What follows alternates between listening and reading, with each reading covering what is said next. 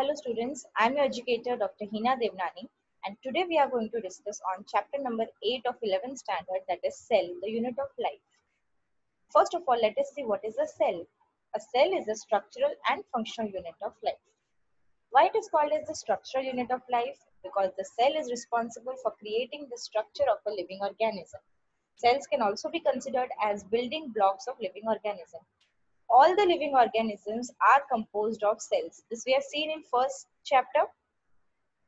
Cells make the whole body of a living organism. That's why they are called as structural unit of living organism.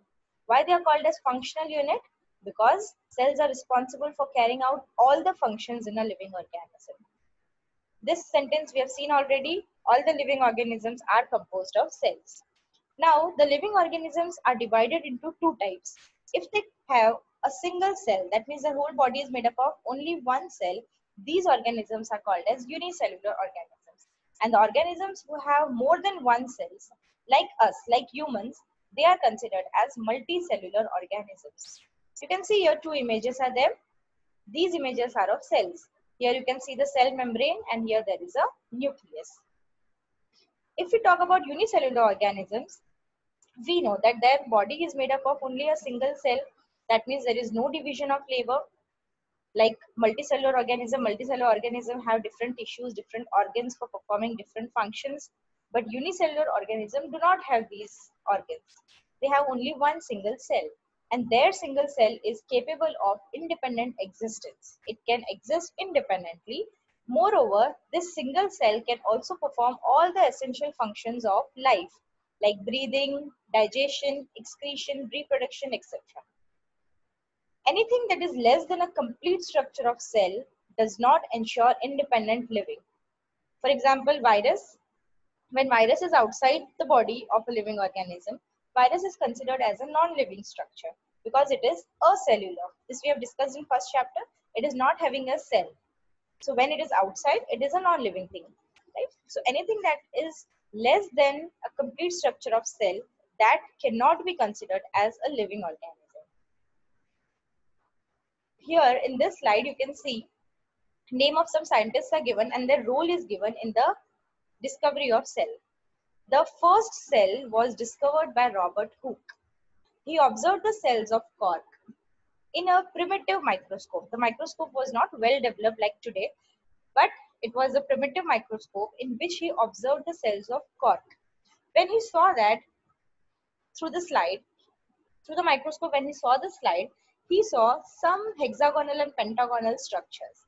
These were actually the cell walls. Because the cells of cork were dead, he was not able to see the nucleus or the cytoplasmic components. So he just saw the walls. And when he saw the walls, he compared it to a cell. What is a cell actually? In previous times, a cell was considered as a room which is enclosed by some walls, a four wall, like a jail. A jail is considered as a cell. So from that name, he compared it, and this thing that he was seeing in the microscope looked like small rooms that were covered with walls. 5, 6 walls were there. A pentagonal or a hexagonal structure was there. And that's why he gave the term cell. So he was the one who actually discovered a cell. But this cell was a dead cell. Who was the first one who observed a living cell? It was Anton van Leeuwenhoek. He saw and described the first living cell. Robert Brown was a scientist who discovered nucleus. And after these discoveries, Sledin and Swan, these were the two scientists. Sledin was a botanist. Botanist means a person who studied plants, and Swan was a zoologist who studied animals. They both independently gave rise to cell theory. We'll see it later. What is cell theory? First of all, let us see some points of cell theory. We have seen this already. Cell theory was formulated by Sledin and Swan. When they formulated cell theory, it looked a bit incomplete. So another scientist named Rudolf Virchow came forward and he explained that new cells develop from pre-existing cells by cell division. He said that life comes from existing life, or we can also call it as omnis cellula e cellula. That means cells arise from pre-existing cells. There are some exceptions of this cell theory. These are virus and viroids. Because they do not have a cell, each and every living organism who has a cell follow this cell theory, except virus and viroids. Now, what is this cell theory? The first point of cell theory is all living organisms are composed of cells and product of cells. Cell is the structural unit of life. And third important point, all cells arise from pre-existing cells.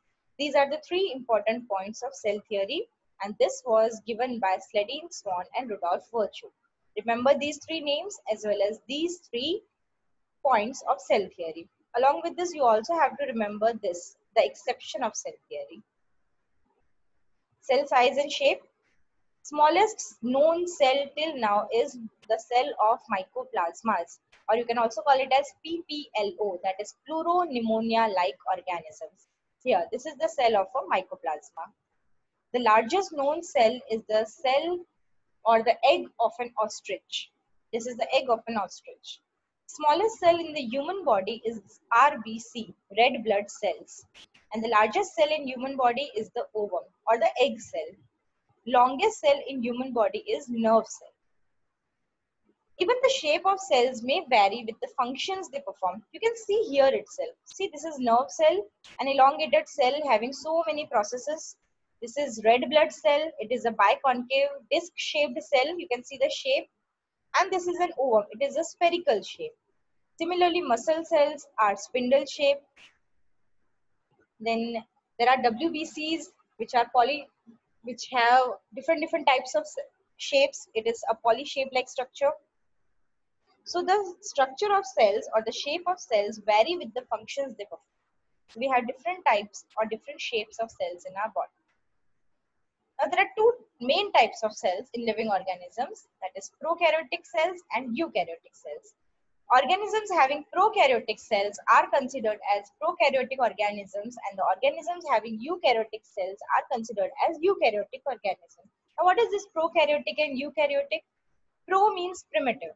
Karyo means nucleus. So the cells which have a primitive nucleus or not well defined or well developed nucleus are called as prokaryotic cells. And the cells which have a well defined, U means new, well defined. Karyo means nucleus. So the cells which have well defined nucleus are called as eukaryotic cells. Let us see the points. Prokaryotic cells, they lack a membrane bound nucleus. That means a nucleus is present, but it is not well developed and it is not having a membrane. Whereas in eukaryotic cell, membrane bound nucleus is present. Prokaryotic cell also lack all the membrane bound organelles, whereas eukaryotic cell has membrane bound organelles like endoplasmic reticulum, mitochondria, Golgi bodies, plastids, and lysosomes. Here in this video, we are going to deal with prokaryotic cell. Now, prokaryotic cell is nothing but the cell of a bacteria, and these are divided into 4 types based on their shapes. If the cell is rod shaped, the bacteria is called as bacillus. Plural is bacilli. If the cell is spherical in shape, it is called as coccus or cocci. If the cell is comma shaped, it is called as vibrio or vibrium. Vibrium is the singular word and vibrio is the plural word. And if the cell is spiral shaped, it is called as spirillum. So 4 different shapes are given here and the names of these cells are given here. Now if we talk about the basic structure of prokaryotes, it is divided into 3 parts. First part is cell envelope. Second part is cytoplasm. Cytoplasm consists of some cell organelles, but remember these are not double membrane bound. Then inclusion bodies. Then there is naked genetic material. Why the genetic material is naked? Because it is not having a membrane. Genetic material forms the nucleus, and here this is prokaryote, so they do not have a nucleus or they do not have a membrane surrounding the nucleus. So here we can say that the genetic material is naked, or they have naked genomic DNA. Cell envelope is again divided into 3 parts: glycocalyx, cell wall, and plasma membrane. The outermost structure is glycocalyx, middle there is cell wall, and the innermost structure is the plasma membrane. Glycocalyx is again divided into 2 types. These are the 2 types. If the glycocalyx is a loose sheet, it is called as slime layer. And if the glycocalyx is thick and tough, it is called as capsule. Here you can see the structure of a typical prokaryotic cell. See, this is rod shape. So we can say this is a bacillus. Okay, here rod shape structure is given. See the three layers. Outer layer is the capsule, which is also called as the outer layer is the glycocalyx, which is called as capsule or slime layer. Middle layer is the cell wall, and the inner layer is the plasma membrane. Here you can see cytoplasm. It is also called as cytosol. This is the nucleus, but here it is not membrane bound, so it is not a well developed nucleus. And here we are not going to use the term nucleus. Instead of that, we'll use nucleoid. This is the nucleoid, that is a nucleus without a membrane with naked DNA. Here you can see some outgrowths are there, some rectangular outgrowths are there. These outgrowths are called as pili. Inside you can see small rounded bodies. These are ribosomes. Some large round bodies are also present, which are called as food granules. And here you can see a tail-like structure. This tail-like structure is actually responsible for motility of the cell. And this tail-like structure is called as flagella. One by one we'll see all these things. First of all, let us see cell wall. What is the function of cell wall? It is responsible for determining the shape of the cell. It is also responsible for providing a structural support, a strong structural support. Cell wall prevents the cell, bacterial cell, from bursting or collapsing. It has same functions like that of a plant cell. Plant cell is also having a cell wall, and the functions are almost the same. Then when we talk about plasma membrane is also similar in structure with that of eukaryotes. It is a semi-permeable membrane. Semi-permeable means it allows only the solvent to pass through it. It is structurally similar to that of eukaryotes. The eukaryotic plasma membrane and the prokaryotic plasma membrane are structurally same. So when we study about the plasma membrane in eukaryotes, we can study the plasma membrane in prokaryotes also. So we'll be studying it later. When we come inside the cell of a prokaryote, there are some different kinds of bodies. First is mesosome. Let us see what are these mesosomes. These are formed by the extensions of plasma membrane inside the cell. These are actually ingrowths of the plasma membrane. They are either present in the form of vesicles or tubules, or they are present in the form of lamellae. They help in cell wall formation. They help in DNA replication and the distribution of this DNA to the daughter cells. They are also responsible for respiration, for some secretion processes. They are actually responsible for increasing the surface area of plasma membrane so that plasma membrane can carry out its function sufficiently. These are also responsible for increasing the enzymatic content of the cell. So mesosomes are very important bodies that are present only in prokaryotic cells. They are not present in the eukaryotic cells. Now again here we divide bacteria into two types based on the differences in cell wall. They have cell wall, but these cell wall are a bit different. In some organisms or in some bacteria, the cell wall is capable of accepting a stain called as Gram stain.